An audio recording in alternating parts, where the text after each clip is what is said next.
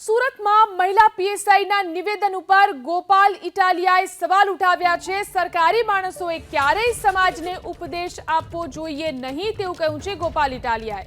સમાજને જ્ઞાન આપવાનો સરકારી માણસોને રોગ લાગ્યો છે। ઉપર બેઠેલા અધિકારીને રોકી ન શકતા હોય તો ગામને શિખામણ કેમ આપો છો? મહિલા પીએસઆઈનું નિવેદન ગેરસમજણ ભર્યું છે તેવું કહ્યું ગોપાલ ઇટાલિયાએ। પાટીદાર સમાજ વિશે નકારાત્મક ફેલાવાય તે પ્રકારનું નિવેદન છે તેવું પણ તેમણે કહ્યું।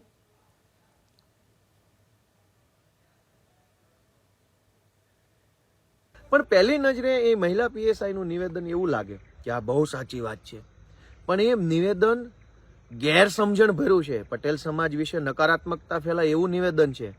ભાઈ, તમે નોકરી એવા વિસ્તારમાં કરો છો જ્યાં 90% પટેલોની વસ્તી છે, તો 90% એટલે કે સમજી લો કે કમસે કમ એ વિસ્તાર સરથાણા જે તમે વિસ્તારની વાત કરો છો ત્યાં 20 થી 25 લાખ પટેલો રહેતા હશે।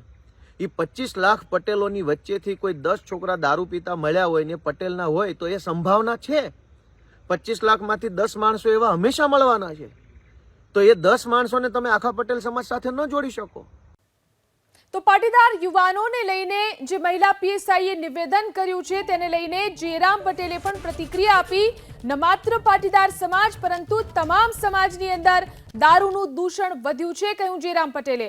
ચેતવણી આપી એ બરાબર, પણ જે ટકાવારી આપી છે તે બરાબર નથી તેવું પણ તેમણે કહ્યું। પાટીદાર સમાજ ક્યારે વ્યસનને પ્રોત્સાહન નથી આપતો તેવી પણ વાત તેમણે કરી। સુરતમાં પાટીદાર સમાજના કાર્યક્રમમાં મહિલા પીએસઆઈએ પાટીદાર યુવાનોની અંદર જે રીતે દારૂનું દૂષણ વધ્યું છે તેને લઈને નિવેદન આપ્યું હતું।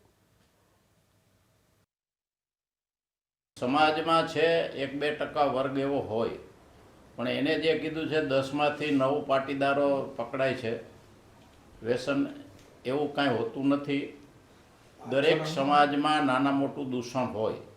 પાટીદાર સમાજ ખૂબ મોટો સમાજ છે, એમાં 1-2% હોય તો દેખાય। એટલે એ બેને જે આપ્યું છે, ચેતવણી આપી છે એ બરાબર, પણ જે ટકાવારી આપી છે એ ટકાવારી બરાબર નથી। વ્યસનનું દૂષણ સમાજમાં થોડીક આર્થિક સદ્ધરતા આવી છે અને એના સાથે સાથે થોડા દૂષણ દરેક સમાજમાં આવ્યા છે, અને પાટીદાર સમાજમાંય ઓછા કે આવ્યું છે એની અમે પણ ચિંતા કરી છે। પાટીદાર સમાજ કોઈ દિવસ વ્યસનને પોષતો નથી, વ્યસનને સ્વીકારતો નથી, એટલે જ પાટીદાર સમાજની પ્રગતિ થઈ છે। અમે પણ વ્યસનને કોઈ સ્વીકારતા કે એને પ્રોત્સાહન આપતા નથી। તો મહિલા પીએસઆઈએ પાટીદાર યુવાનોને લઈને શું કહ્યું હતું તે સાંભળીએ।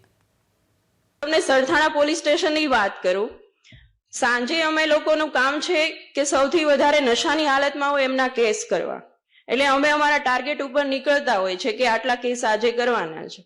એમાંથી 15 છોકરા લાવ્યા હોય, એમાંથી 10 છોકરા પટેલ સમાજના હોય છે।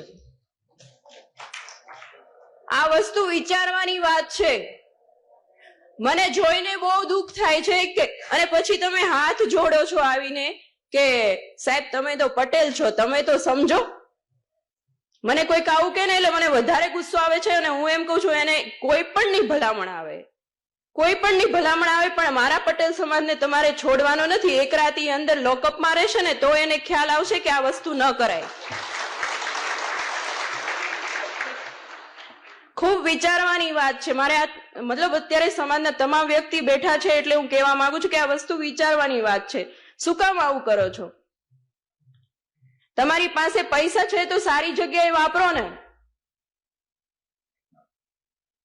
અને જે સાયબર ફ્રોડના કેસ આવે છે એમાં 50% પટેલ સમાજ હોય છે।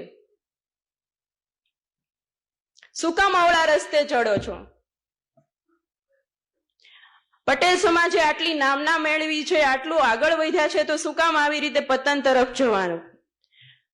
આજુબાજુના વ્યક્તિ પણ અમને એમ કહેતા હોય છે કે સાહેબ તમારો સમાજ છે, તમારો સમાજ છે। કેટલી શરમ આવે।